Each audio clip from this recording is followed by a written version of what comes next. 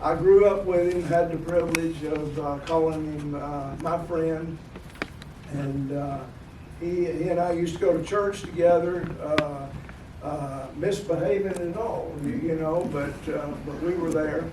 And Steve is a great guy. A couple of things you may not know about him. He's part of the Jones family and the Henderson family, direct relatives, which we'll hear about next month. But a lot of legacies, a lot of kinfolks. Wayne Willingham is the expert. Every time somebody passes away, he says, "Now this is your second cousin once removed," or something. You know? Wayne knows everybody and is kin to everybody in the county just about. So he'll let you know where you fit in, and that's important. Steve is known for his prowess in the racing industry. He used to race cars himself, and his family has been big in that, and they're famous for that. He's done a couple of programs for that, and just to tell you about his humility, the first program, well really the second program too, he named about 50 people from this county that have been magnificent in their duties and their opportunities and even made a living in the race car business. And most people think about the Jones family and the Rakestraw family, but there's a lot more people here. Some of you belong to those families. But he's a walking encyclopedia, literally, about any of those things. And he has a collection second to none at his house now. One thing y'all don't know about him, that when he worked with helping Joe Frank Harris get elected, because we're close proximity to Cartersville area, that when you do that, sometimes, and usually attorneys like to do this because they put plaques in their wall, they become an aide de camp of the governor, and it calls them colonel. Well, Steve's real special. He's not a colonel. He was named Admiral of the Georgia Navy. I don't know if y'all knew we had a Navy. He is the Admiral of the Navy. He's got a big flag that says that. So that distinguishes him. Without further ado, Steve Jones.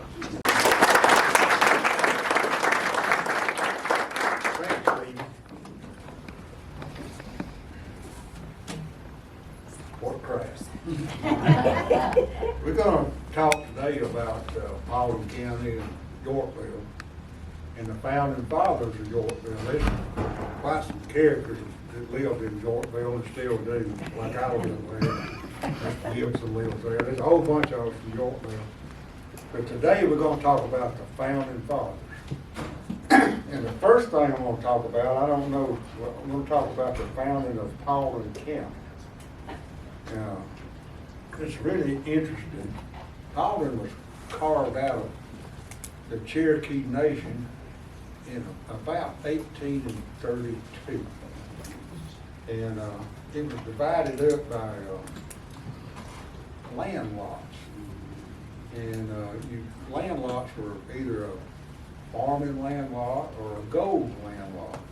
They found gold. That's the reason that the Paulding got taken away from the Cherokees. And I guess if you was a politician, you got the gold lots, and if you was a regular villager, you got the land lots. I'm guessing. But Paulding got his name in a funny way. And here's a picture of it. Back during the Revolutionary War, George Washington, one of his favorite generals was Benedict Arnold. And Benedict Arnold didn't like what's going on. He was getting passed over for promotion. So he got with the British Army and talked with Major General John Andre, and they made a deal. if he give them the copies of the defenses of West Point, they would put him in the British Army as a top general, and the deal was made. So they had a meeting place, and Andre took a warship over and stopped and got out, got on his horse, and rode to meet and get the maps, and he got them. Well, he started back, and the Colonial Army saw the ship out there, and they had a cannon, and they started shooting at the ship, and it sailed off and left him. So he didn't have any way to get back except to ride back. So he was riding back, and he ran into these three guys. And back in the day, they called them highwaymen. And the highwayman's job was pretty simple. One of them took a musket ball that goes in a pistol, and he shined it till you could see yourself in it. And then he put it down in the barrel, and the traveler would come up, and he would take that pistol and let him look down the barrel of that pistol and see how shiny that musket ball was. And the other one would go around and help the horse out by lightening the load, whatever was in the saddle. They'd take it out and lighten the load up. And the other one would help the traveler out by, helping him get lighter by taking his wallet and his money and all that stuff. Well, that happened to Andre. And the three highwaymen, they decided, they found a map and they found his uniform that was in his saddlebags, and they said, well, we might as well turn this guy in. And they did, and they became the most famous highwaymen of the Revolutionary War. One of them's name was John Paulding, and that's how Paulding County is named after. And the county seat, the other guy's name was Isaac Van Wert, and that's how Van Wert got named over in Rockmore. And I thought it was an interesting story. But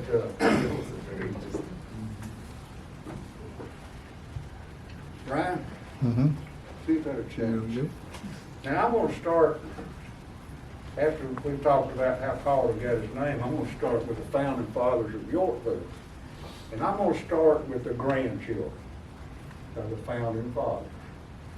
There's three of them. There were 7 of these siblings. But this is 3 of them that I'm familiar with. The one on the left over there, her name is Marjorie Elizabeth Dean. I'm going to come back to her, but the center one, her name is Eddie Dean. And she married a fellow by the name of Sherman Bullock, Jr. And my grandmother, Jones, she was a Bullock, and they were kin to him. I used to go over there and visit with them when I was about a teenager. They lived over there just before you get into Rose's store on 101. The one on the right here, her name is Fanny Dean. And she married a guy named John Baxter. And he passed away, and she remarried and married Benjamin T. McGarity. And these are the McGarities, the Colonel McGarity and Seaver McGarity and Maybelle McGarity, all school teacher McGarities from Yorkville. So she's a McGarity, she's a Bullock, and the one on the left is Marjorie Elizabeth. She married a fellow named Benjamin C. Jones.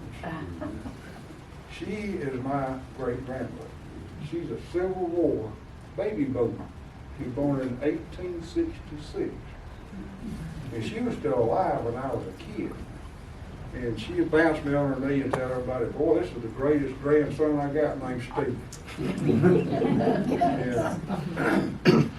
Anyway, like I said, they had 7 siblings out of this family. And the youngest boy, I'd love to meet him. His name was King David. And I've never heard anybody of that name, but I'd like to meet the blood relative of King David. But anyway,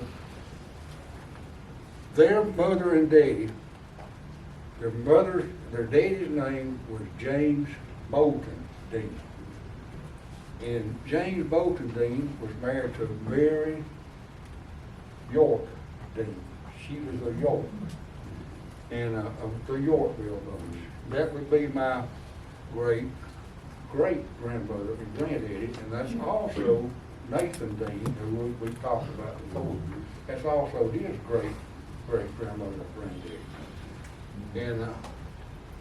And Mary had 5 brothers.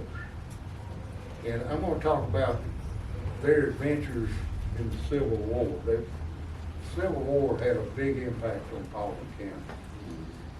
And all the York brothers, they served in Georgia's 1st Cavalry in Company A. And their daddy, James Bolton Dean, was a captain with Company K of the Georgia Legion. He was in the Georgia Legion Company K. Their territory was Paulding County south to LaGrange and parts of Cedar Valley. And Georgia, excuse me, their brothers. The first one that I want to talk about is this guy. That's a fuzzy picture. But his name was Larkin York. And he was a sergeant, the 1st Cav, Company A. And his brother, he had a brother, his name was Jasper Newton. Had another brother, his name was Abraham Huddleston York. And had another brother, I think we got another picture of that. And the other brother was, We're trying. maybe, yeah, here we go. That is Josiah Cowan Jr. And if you'll notice, Josiah's missing an eye. Josiah lost that eye in the Battle of Gettysburg. And it didn't slow him down. He fought in every battle. He never missed a battle, but he just had one eye. And the other brother was the oldest brother. And his name, I don't have a photo, I've got this sketch of him. His name was William York, and he was the captain over Georgia Company A. And I want to talk about a few of the battles that they were in because it influenced Paulding County. The first battle I found they was in is the Second Battle of Murfreesboro. It's better known as the Battle of Stones River. It happened in December of 1862. Dead of the winter, some of the Tibbetts-Sears, their uncle lost his life in that battle. Uncle Will. Uncle Will. He's buried in a mass grave pit. Nobody knows where he's buried, but it was in dead of winter time, and in that battle of Stone River, in one day, more people died in that battle than any battle in the Civil War. And that, I'm talking about deaths, you know. And it was so cold, Todd has a letter from one of the soldiers that says that they rode into camp and noticed that the guards that were posted the night before wasn't moving. And they got close to him and noticed that during the night, every guard had frozen to death. Mm-hmm. That's how bad it was. Then they moved on to Gettysburg, and that's when Josiah Jr. lost his eye. And then 1st Cal, they moved on in the Battle of Chickamauga. And they gave General Sherman a good whipping at Chickamauga. And the 1st Cal kept moving down, and they noticed that Sherman was headed to Atlanta, and they could tell the writing was on the wall. So after Chickamauga, Larkin, the sergeant, I don't know why, I've got to ask Wayne why, but he left 1st Cal and went to Company K of the Georgia Legion, and was promoted to lieutenant.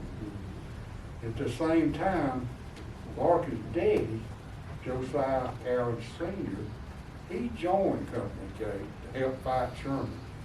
And he was 65 years old. And so we got a whole family there in Company K. Well, anyway, the battles moved on down to around this side of Paulding County in about, I guess it's somewhere around about May of 1864. General Sherman moved into Paulding County with his army. And he moved in around a place called Burke Hickory. And he settled his army in down there, and it was a large army. And he decided that they were going to go through Paulding County to head towards Atlanta.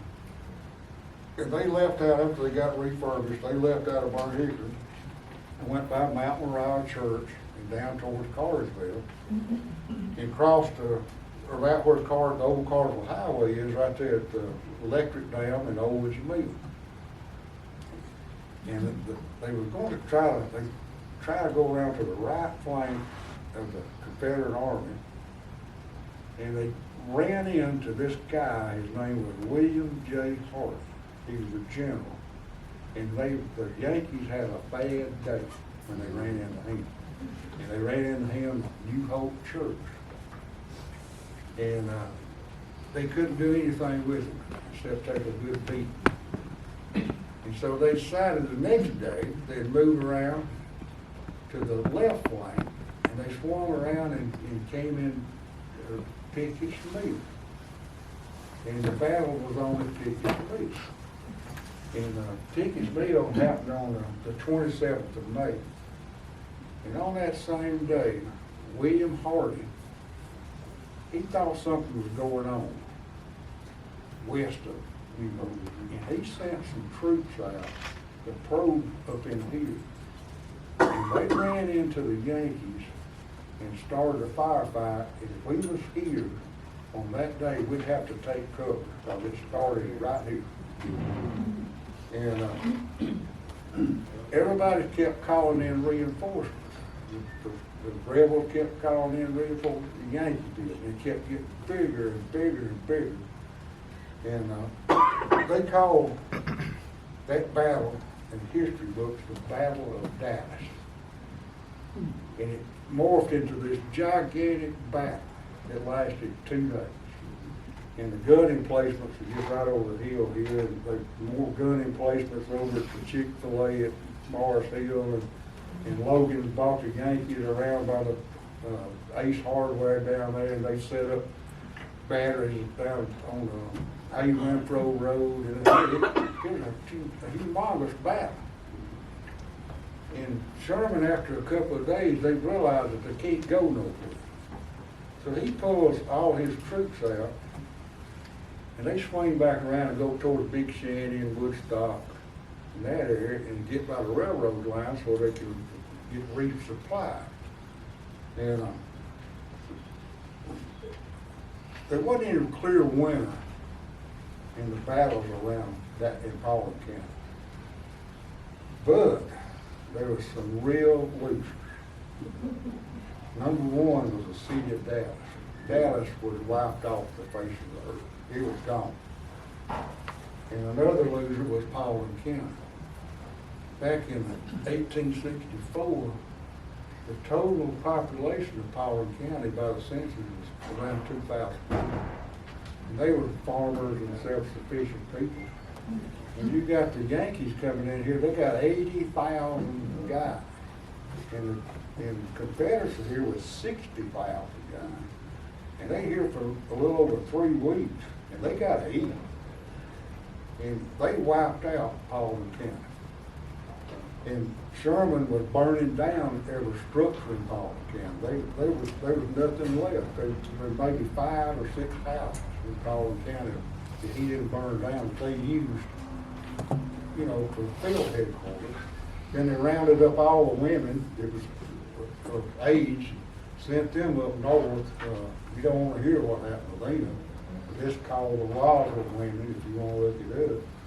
And all the men were gone. And Paulding County was wiped off the face of the earth. And it took Paulding County up until the Second World War to recover from the Civil War.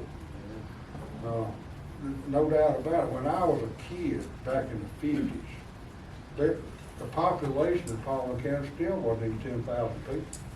Paulding County was a poor county, and the Civil War wiped it out. And that's just part of the history, is what happened. And first Cav moved on from Paulding County and was engaged in the Battle of Kennesaw Mountain. And the last time that I found that the York brothers fought, it's probably more than what I've just noticed, or what I've been able to document, they fought in the Battle of Atlanta. And in the Battle of Atlanta, that happened in July, in the middle of July, 26th. On July the 22nd, at Bald Hill and Peachtree Creek, Captain York, he was mortally wounded. And they put him on a train, a medical train, and sent him to Barnesville, Georgia. They had a hospital down there. And his youngest brother, Josiah, the one that lost the eye, he was with him. And Josiah said that he became delusional before he died, and he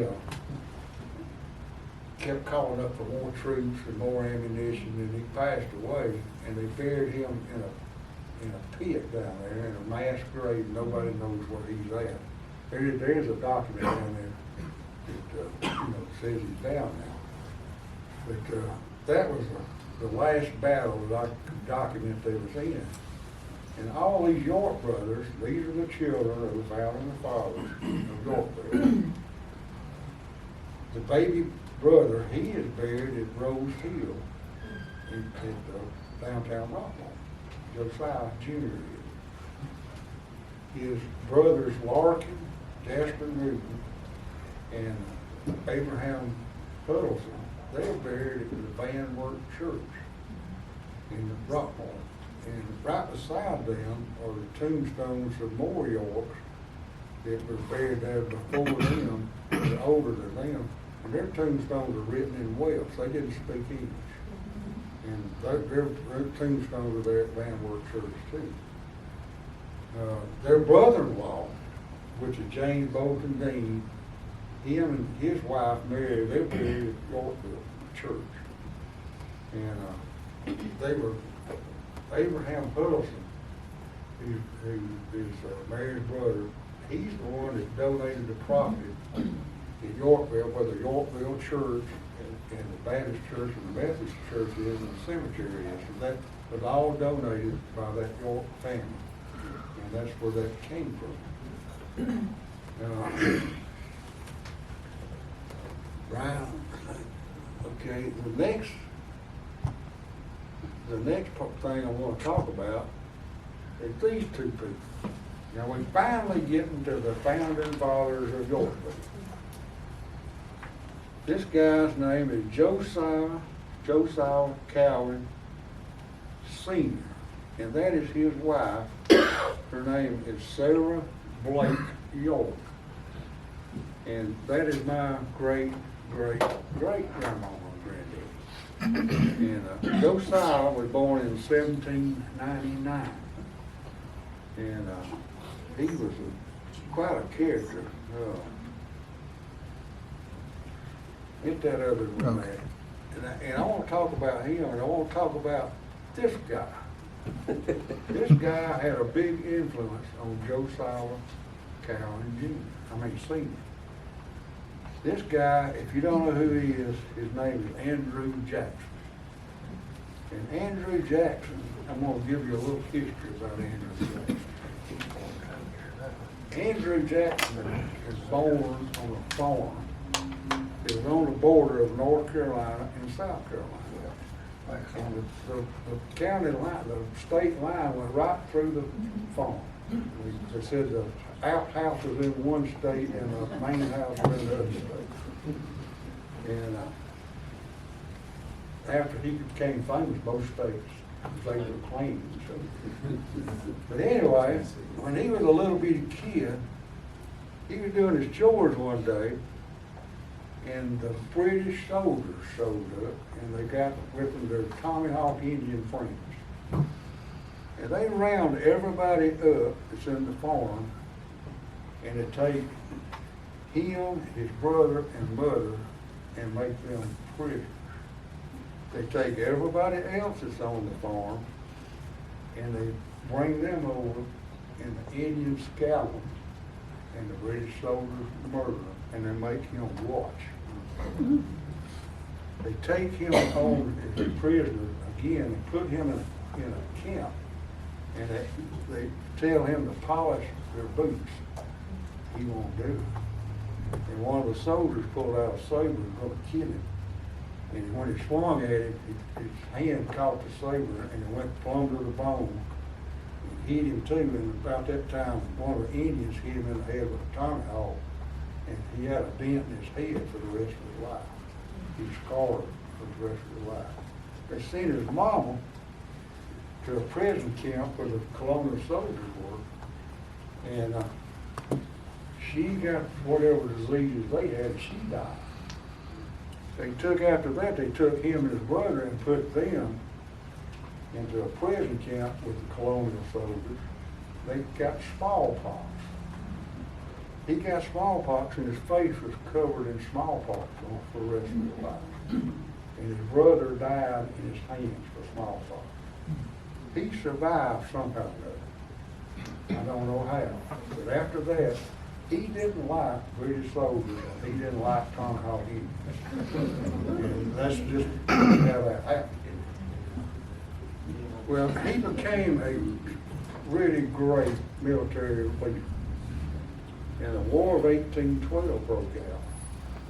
And the U.S. Army was having all kinds of trouble in New Orleans. The British soldiers and their Indian friends had blockaded the Mississippi River. And it was a big problem. He has an army, a militia army in Tennessee. They call him to come to New Orleans to help them out. He takes his army to Tennessee, and they decimate, just wipe out the Indians and the British soldiers, and he makes the U.S. Army look bad, and them generals are mad because he made them look so bad. And they ordered him to disband his militia army and make them walk back up to Tennessee. And he disobeyed their order. He took his own money and bought provisions for that army, and they went back to Tennessee. And that's where he got his nickname, Old Hickory. He's a hard piece of wood. A few years after that, 1814, he winds up in Paulding County. What happened in Paulding County? The Cherokee Indians, this was Cherokee Indian Nation. And the Cherokees were being overrun by the Creek Indians. And they were coming up the Tallapoosa River from Clayton County and Randolph County, Alabama, to Tallapoosa, and they're coming into Harrison County now and headed to Paulding County. And they couldn't stop it. So they called him to bring his army down here, and he brought some other people with him, and he got the other Brian. And they, We're trying. Yeah. They brought this guy with him, the greatest Indian fighter of the time. His name is Daniel Boone. Y'all didn't know Daniel Boone came from Paulding County, did you? Well, Daniel and him, they fought the Creek Indians on the Tallapoosa River, and the history books called the Creek Indian War of 1814. Todd has got some stuff off the battlefield somewhere or another. But anyway, when they wiped out the creeks, and he went back to Kentucky, and he made a comment when he got back. He was the greatest known Indian fighter there was. He said now that Andrew Jackson, when he fought Indians, he was the toughest Indian fighter he'd ever seen. Said he didn't give Indians any quarter, and you know why now. But anyway, Jackson and him were real familiar with Paulding County. And that's one reason I wanted to bring that up, because something happened a little bit later on. In 1818, Florida was owned by Spain in 1818. And they had a white settlement down there. It was really a prospering settlement, and it was in the peninsula of Spanish Florida. And the name of that settlement was Tallahassee. And Tallahassee was supplied by its Gulfport city of St. Marks, Florida. It's still there today. And they had a 15-mile road where they supplied Tallahassee, and the Seminole Indians were disruptive. They were just messing everything up. They didn't know what to do. So they called Andrew Jackson to come to bring his militia army down there. Well, he rode into Florida, and when he went across Florida, one of his mounted gunsmen was Josiah Coward, York. And they fought, and the history books call this the first Seminole Indian Wars of 1818. Well, they fought the Seminoles all the way over to Pensacola, Florida. It took about a year, and they settled that fight. Well, I don't know for sure what happened, but I think they was either sitting around the campfire talking, or either when they came back through Paulding County and going back to Tennessee. The Yorks at that time lived in Tennessee. They lived in eastern Tennessee. And they must have talked about the land of milk and honey, and how everything was, Paulding County was the place to be on the Tallahassee River. And anyway, they probably came back through. Well, see, Jackson, he had a get out of jail free card with the Cherokees, because he'd saved them. And he must have told the Cherokees to, let the Yorks come in, because this is Cherokee territory. Well, Josiah gets back to Tennessee, and they're talking about the land of milk and honey, and they want to move. And so they load up the whole family, the whole clan of Yorks. They load up everything they own, and they head south. And they arrive in Paulding County in about 1825. It's still Cherokee territory. They're some of the first settlers to come into Paulding County. And some of them stay in Paulding County, some of them go in Carroll County. The majority of them settled along the Tallahassee River with the Indians. And I mentioned a while ago that the tombstones are written in Welsh. But these people, these Yorks, they didn't encounter people that spoke English. They lived with Indians. And it's a good indication that since they never learned English, and they were real clannish, how they got here into the United States. And back in the day, the King of England owned all the known world. And he had two penal colonies. The Eastern Hemisphere penal colony called Australia, and the Western Hemisphere penal colony was called Georgia. And Georgia went from Virginia to Florida on the Atlantic coast, and then it went west to the Mississippi River.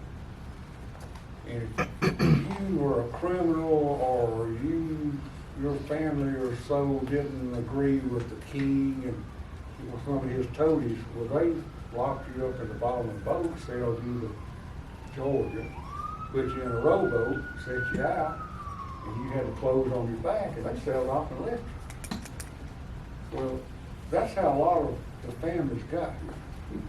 And their survival meant moving west. And the Yorks wound up west in Paulding County. That's where they wound up.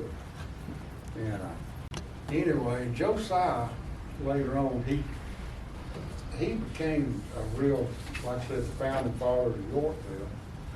But anyway,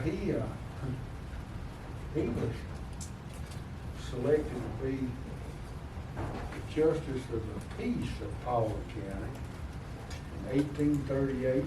He also got a commission for justice of the peace in 1843, and justice of the peace in 1848, and in 1876, and in 1879, he was the postmaster of the Yorkville post office.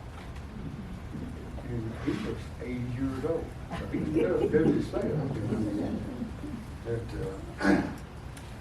anyway, he's one of the founding fathers. The next founding father, now he is the granddaddy of the founding fathers. Right here. This happened on May the 20th, 2023 at the Yorkville Cemetery. And they had a grave marking for the Revolutionary War soldiers, and that would be William York. And William, he was married to Ansley Crabtree, and of course, one of their children was Josiah. But these grave markings, if you've never been to one, you need to go if you get a chance. They're real rare, but it's hard to find compared to the Revolutionary War soldiers. But what they do, they come in the original clothing, and the sons and daughters of the Revolution both put these on, and it's a ceremony where they celebrate their lives.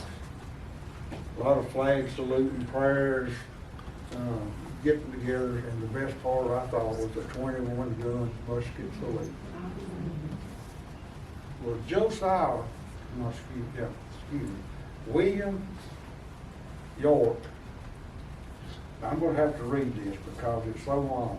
He fought in the Revolutionary War, and his official title, military title, was he was in the Randolph County Regiment of Militia of the 11th Virginia Regiment of the Continental Line. That was his title. His military grade was he was Captain Troop of Horse. And he was a cavalry captain.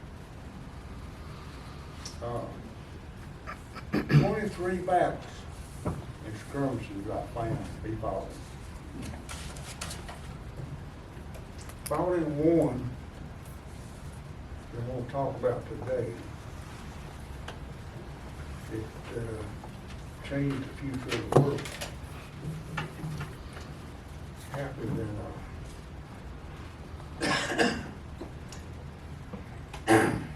happened on January of 1781, and happened in a cow pasture just outside of Spartanburg, South Carolina. That's called cow pens. And the characters in this battle are interesting. That guy right there, his name is Daniel Morgan. He was George Washington's go-to general. The best one he had. Daniel Morgan got his military training with George Washington. And they got their training in the French Indian Wars. George Washington, I don't know if you know this, was a colonel in the British Army. And Daniel Morgan was a logistics specialist for the British Army. His title was Wagoner. And he got in an argument one day with a British officer, and it turned into a fist fight. And this fist fight caused him to get court-martialed. His sentence was 500 lashes. That's a death sentence. How he survived that, I have no idea. But after that encounter, his attitude was the only good British soldier that there is a dead. And that's how he fought. And in the Battle of Cowpens, his main opponent in this was this guy. This guy here. He's a bad dude. His name is Bannister Tarleton. He was a colonel. He's 26 years old. He is the British General Cornwallis's. He is Cornwallis's William Tecumseh Sherman of the Revolutionary War. All he knows is death, destruction, and arson. He's a bad dude.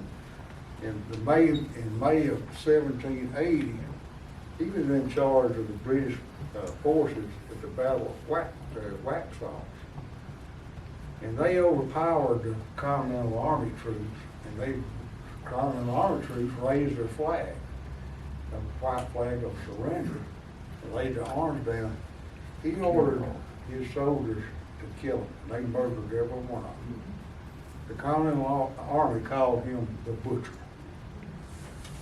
Well, Daniel Morgan knew how he fought. And what Daniel Morgan did was he set the battle up. He knew it was coming, and he put the battle in this cow pasture. Had a river on both sides so he couldn't be outflanked. And he also knew that the soldiers, a lot of the rookie soldiers were bad to break off and run after, when the battle started.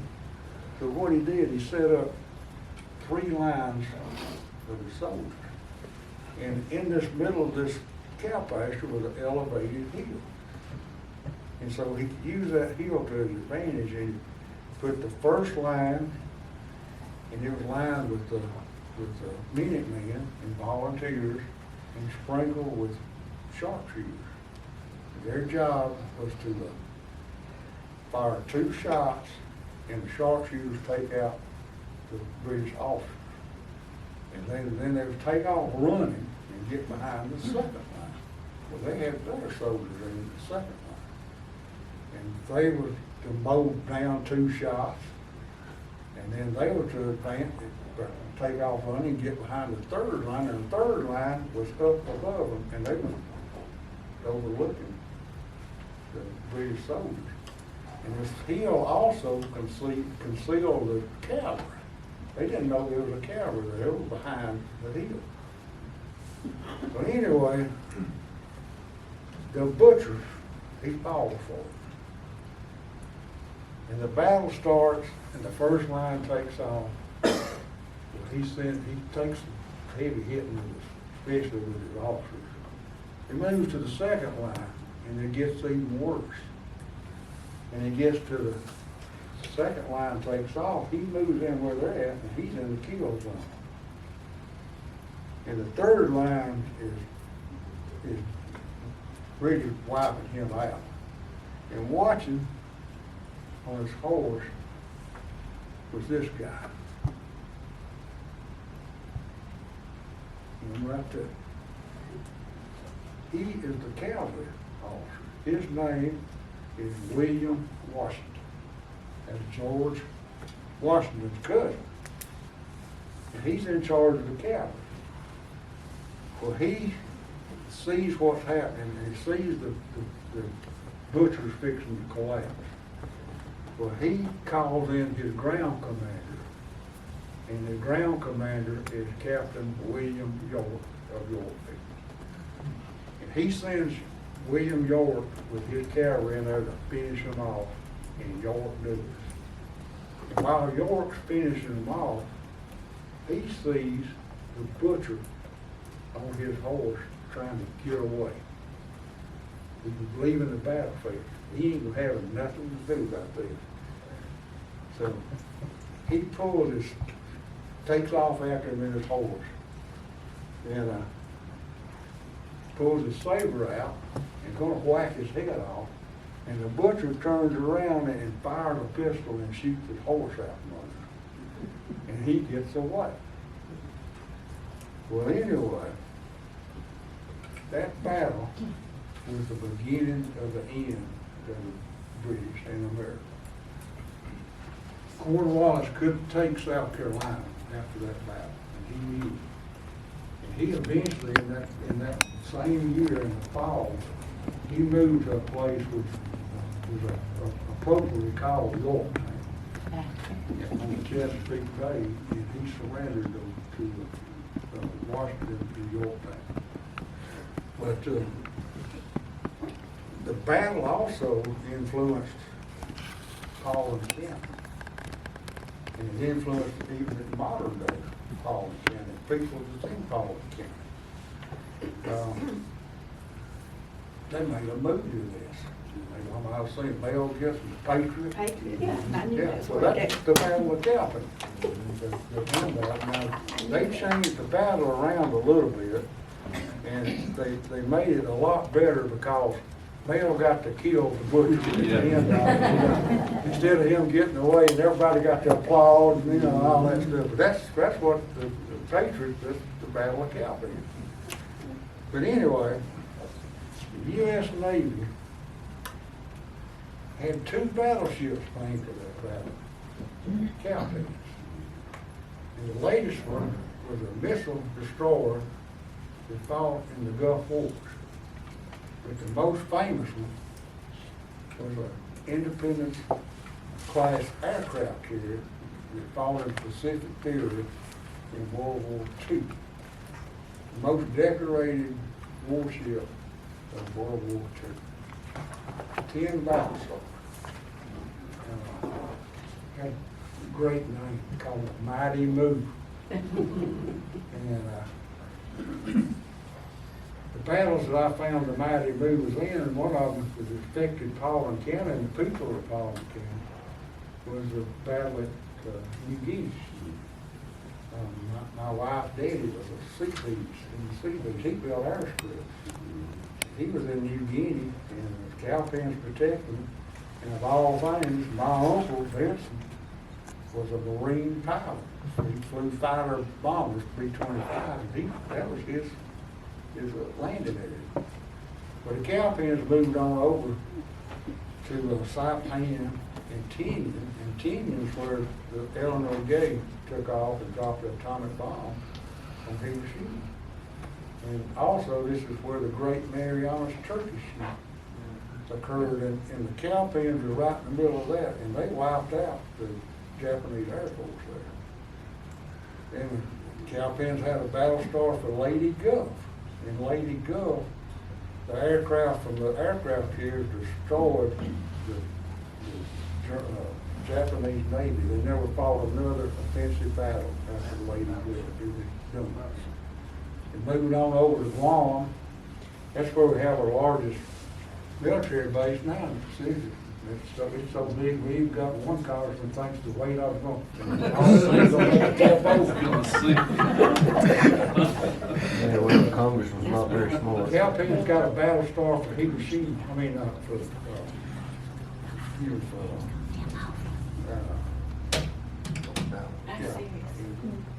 Iwo Jima. And Iwo Jima,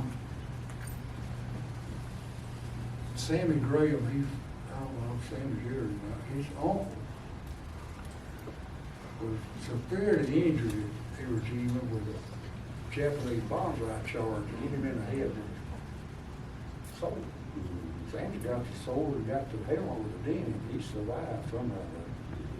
But a fellow from Dallas, Georgia, his name was Horace Shipton. I don't know if y'all know Horace or not, or remember who he was. Horace was with the 5th Marines. And after 4 days of battle, Horace, and the Cowpens bombing them and everything, Horace's group was the first to reach the summit on Mount Suribachi, where they planted the small American flag. And 3 hours later, they replaced it with a big flag, and when they raised it, the most iconic picture of World War II was made. Cowpens moved on over to Okinawa. I have the battle started at Okinawa. And that was on April the 1st, 1945, and they called it L Day. And on L Day, Sheriff Bruce Harris's father, Guy Harris, was on the USS OK, that's K-A-Y. And they landed, the guy and them unloaded their tanks and the artillery, and they pulled back offshore. And for 46 days straight, they fought kamikaze.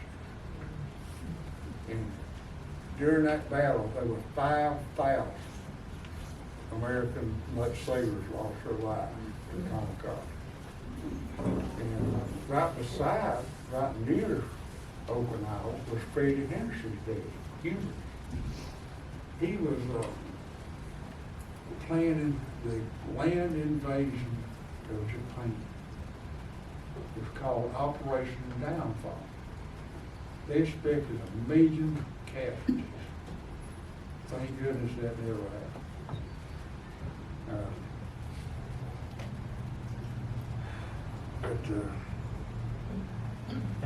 Cowpens was the first aircraft carrier to sail into Tokyo Bay. And it was there, the Big Blue was there on September the 2nd, when the Empire of Japan surrendered. Well, that influenced modern day, but it still had the day after the battle in 1781, something really strange happened again. Cornwallis knew that South Carolina was done, the South was done. He had to move. So he had a little over 3,000 troops that were stationed about 80 miles east of Cowpens. And so he sent orders to those troops to head north into North Carolina. And he gave them orders to create as much death, destruction, and arson as they possibly could. So they took off, and they were headed straight to this farm. It was right on the border. It went right through the middle of the farm, the outhouses in one state, the farmhouses in the other state, and they was just little boys that didn't have no clue what was fixing to happen. And the funny thing was, 30-something years later, the son of Captain William York rode into battle in Spanish Florida as a mounted gunman with that little boy. And that little boy became the 7th president of the United States. And that's the story of how there's a York in Yorkville. Yeah. Hope y'all enjoy it.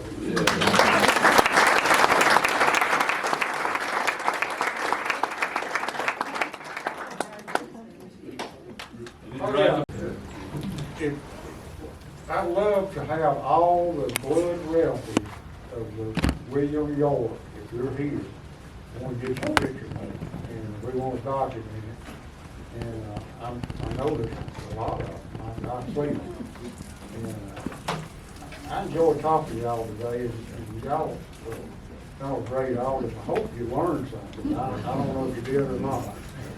Go ahead. Do you know if Rudy York, baseball legend from Cartersville, was part of this Son York family? The Yorks I'm familiar with are the Paulding County bunch. Rudy and all them, there's just hundreds of them. The majority of all the Yorks are Harrison County, where they live with the Indians up on the Tallapoosa River. I have taught, as a matter of fact, some of the material I used was sent by some of the Harrison County Yorks. And I don't know them, I talked to them on the phone, but I don't know them, I don't know the history. But that line of Yorks, the main, like ours in Jones is here, they're Philpotts over in Harrison County. And they trickle down from the Philpott family, so. There's a lot of them, but I don't know. I never did know Rudy York, but I did know two of his brothers. Buddy was the Baptist preacher. Buddy, according to Lou, the younger brother, they all played in textile leagues, and Lou told me that Buddy was a better ball player than Rudy was, but Buddy was called to preach. And he walked away from a Major League Baseball contract. All right, any more questions? All right, we'd love to get some pictures and y'all come back, okay? Thank you. Thank you.